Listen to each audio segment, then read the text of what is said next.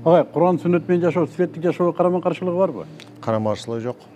Бизге ушунун эмне үчүн анда биз Куран менен сүннөттү жашоого мындай бир алып урушпайбыз да? Эмнеге? Эмне да жок, бул биз сыры жөнөкөй эле биздин тарыхыбыз бар. Биз 70 жыл атеисттик коомдо жашадык. 70 жыл Кудай жок. Куран жөн эле китеп дегенди шартта жашадык. 70 жыл биздин элдин дээрлик көпчүлүгү комсомол болдук. Дээрлик бар эле. Көпчүлүк бир активдүү бөлүгү коммунист болду. Коммунист деген сөз, комсомол деген сөз булар активдүү атеист болуш керек. Бул жигердүү атеист болуш керек. Булар ошол жана атеисттик көз караш үчүн күрөшчү адамдар. Мына ошондой коомдо ошол коомго ыңгайына карата салттарыбыз жаралды. Мисалы үчүн ошол эле той берүү салты. Ошол союз убагында мына Кудайга шүгүр азыр жоюлуп кетти. Мына ошол эле биздин эле мына Ысык көлдө Тажияда да арак берчү.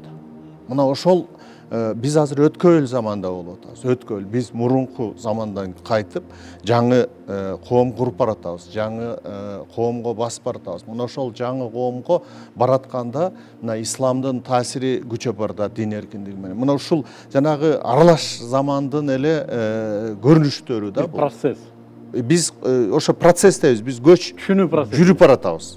Көч кетип баратат.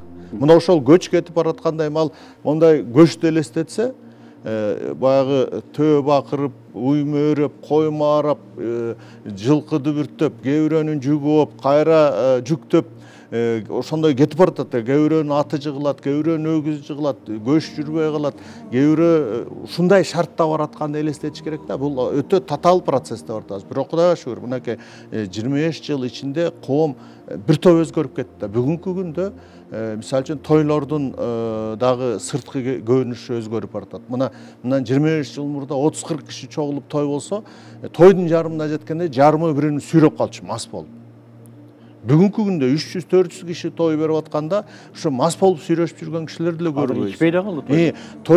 Тойлордун дагы, бирок биз ошол жанагы өзүбүздүн тарыхыбыз, 70 жыл өткөн тарыхыбыздагы жашоо образыбыз, жашоону түшүнүшүбүз, кыймыл аракетибизден арылуу менин оюмча бир топ убакытты талап кылат.